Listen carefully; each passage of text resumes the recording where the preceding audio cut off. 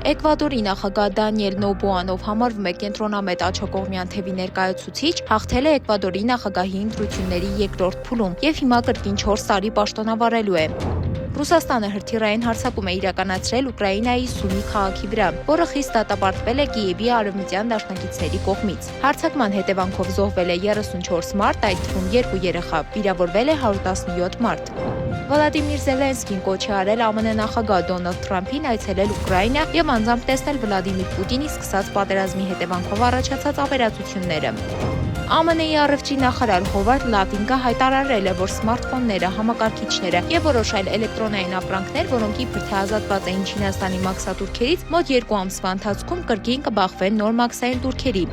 Գազայի քրիստոնյաները ծաղկազարդի տոնը նշել են աշխարհում ամենահին եկեղեցիներից մեկում, որը պատերազմի ընթացքում դարձել է ապաստան ինչպես քրիստոնյաների, այնպես էլ մամեդականների համար։ ԱՄՆ-ի հութիների դեմ ռազմական հարվածների հետևանքով Եմենի Սանայի նահանգում սպանվել է 6 մարդ, իսկ ավելի քան 10 մարդ վիրավորվել է։ Քաթարի վարչապետը ողջունել է Իրանի եւ ԱՄՆ-ի միջև կայացած անուղղակի բանակցությունների առաջին փուլը եւ հայտնել, որ Դոհան պատրաստ է օգնել առաջիկա բանակցություններում։ Ռուսաստանի եւ Ուկրաինայի էներգետիկ օբյեկտների դեմ հարվածները դադարեցնելու վերաբերյալ մորատորիումի երկարաձգումը կախված է ՌԴ նախագահ Վլադիմիր Պուտինի որոշումից։ Այս մասին հայտարարել է Կրեմլի մամուլի քարտուղար Դմիտրի Պեսկովը։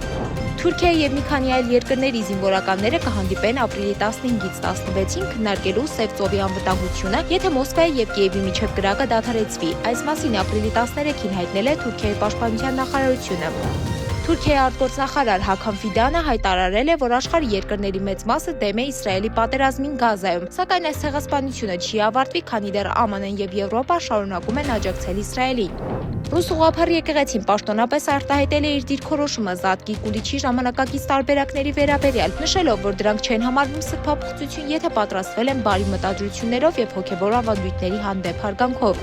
Ամերիկացի рэպեր Քանյե Ուեսթը սոցցանցերում կիսվել է իր թաղման արարողության վերաբերյալ իր ցանկությունների մանրամասներով, նշելով, որ այն պետք է տևի առնվազն 1 շաբաթ։ Ռուսաստանի Դաշնային խորհրդի անդամները բարձրացրել են հղին 16 տարեկանում հեռուստածրագրի արգելման հարցը, այն որակելով որպես վնասակար։ YouTube-ը ներկայացրել է նոր գործիք, որի միջոցով օգտատերերը կկարողանան սահմանել օրական ժամանակային սահմանափակում շորթեր, կարճ տեսանյութեր դիտելու համար։ Ժամաչափի կողմից սահմանված ժամանակը լրանալուն պես օգտատերը այլևս չի կարողանա շարունակել դիտել շորթեր մինչև հաջորդ շաբաթ։ Չինաստանում փոթորիկը հասել է մինչև 150 կմ/ժ արագության, քշելով ամեն ինչ իր ճանապարհին։ Մեծ ավերածություններ, տասնյակ զոհեր եւ վիրավորներ են գրանցվել։ Մասնագետները հատկապես հորդորում են 50 կիլոգրամից պակաս քաշ ունեցող մարդկանց ժամանակավորապես չլքել տունը, վնասվածքներից եւ հնարավոր պատահարներից խուսափելու համար։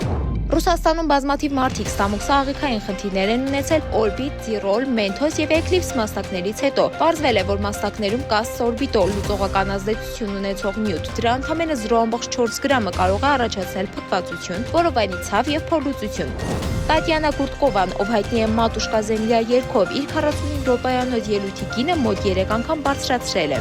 Անգլիայում մի տղամարդ 20 տարի շարունակ գումար է գանձել կենդանաբանական այգու կայանատեղից, որն իրականում միշտ էլ անվճար է եղել։ Նա ընդհանուր վաստակել է մոտ $9 միլիոն։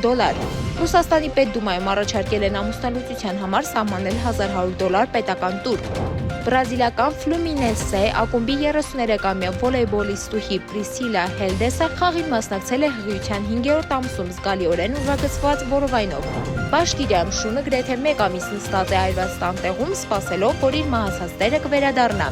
Եվրոպայից արտաքսող աֆրիկացիները ինքնաթիռում սկսել են ամեն ինչ ջարդել։ Նրանք պոկել են նստատեղերը, ջարդել են բորտուղեկցող թու ու վահանակը եւ նույնիսկ զուգարանակոնքը։